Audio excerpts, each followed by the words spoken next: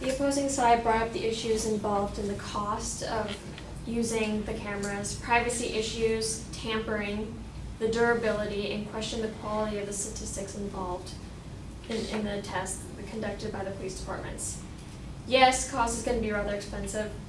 However, the prices of the opponent cited are nothing like what the actual prices are going to be. In an article run by Government Technology, Vivu, a Seattle-based maker of wearable police cameras, and Microsoft recently collaborated to make a SGIS capable, SGIS is the FBI's data policies, version of Vivu's Very Patrol platform on the Microsoft Azure government cloud.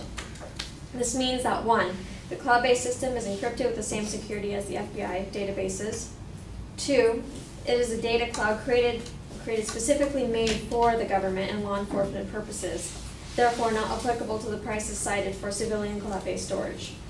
3, if anyone has ever bought in bulk, you would know that you get discounts per item that only increase with the amount of the item you buy. You think that if law enforcement is buying several terabytes of storage a month, they will not get the discount even on top of the already lower government prices? But yes, it'll still be expensive, but the whole policy change is an investment. The amount of money that you will save simply on complaints and court fees will help pay for the cost of storage. And according to the PRF's game plan, to help protect privacy rights, it is generally preferable to set shorter retention times for non-evidentiary data. The most common retention time for this type of video is between 60 and 90 days. That means they're deleted at the end of 60 and 90 days if they are not important to any sort of investigation, and that opens up storage room as well.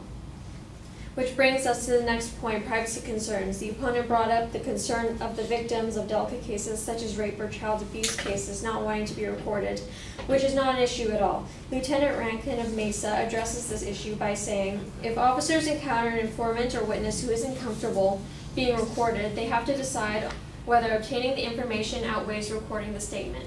If so, our officers can either turn the camera off or position the camera so that they capture audio and not video. People usually feel more comfortable with just the audio. To further protect privacy, most agencies generally won't allow your neighbor to just come in and ask for a tape of your private business, nor is the video really viewed unless there's a complaint, so off-color jokes and little warnings instead of speeding tickets are safe. According to Chief Chitwood of Daytona Beach, per our policy, we do not randomly review videos to monitor officer performance. Instead, our review is incident-based, so if there is an issue, we will review the footage. In those cases, we can also review prior videos to see if there is a pattern in behavior. The opponent also brought up tampering issues, stating that the data will be uploaded on a place like YouTube and someone will have to continuously edit the videos to preserve bystander anonymity. With the exception of the Seattle Police Department and their policies of placing the videos on YouTube, most agencies will only allow their videos to be viewed by a select number of people, including the complainant if a problem arises. According to PERFs, many written policies outline who will have access to the data, example, supervisors, internal affairs, certain other officers and department personnel, prosecutors, and for what purpose, examples, administrative review, training, and investigations.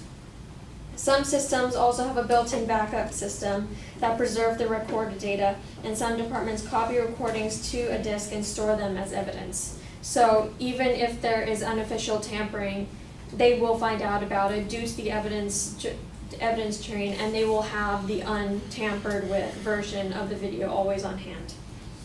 Policies such as this prevent tampering, and it also implies that anyone could walk into the police station and watch the video if they have relevant, verifiable reason to.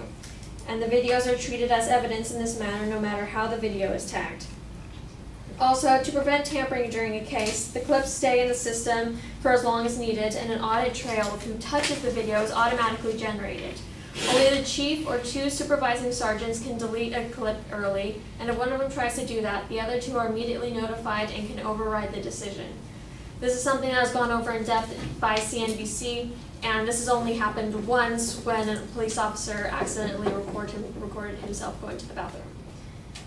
And for the concerns about batteries and durability, while nothing can prevent the occasional issue, as is always the case with every piece of technology ever created, which, raise your hand, how many people have had a piece of electronics break down at the worst possible moment? Yeah. So these body cams are built for police officers, not for civilians, and while we can't do anything about the universal downside of technology of them breaking down for seemingly no possible reason at all, just going off of the Wolfcom manufacturer website, the cameras have survived drop tests of up to 10 feet, are waterproof to a point. Obviously you can't go scuba diving with them, but they don't need to, and have batteries that will last upwards for 12 hours, and the battery packs are replaceable, so you just carry a bunch in your car if something happens to the battery. These are military grade and are built specifically for police officers, not just for the general public. The cameras have I've got to stop you. You've gone 6 minutes at this point, and it's only supposed to be 4.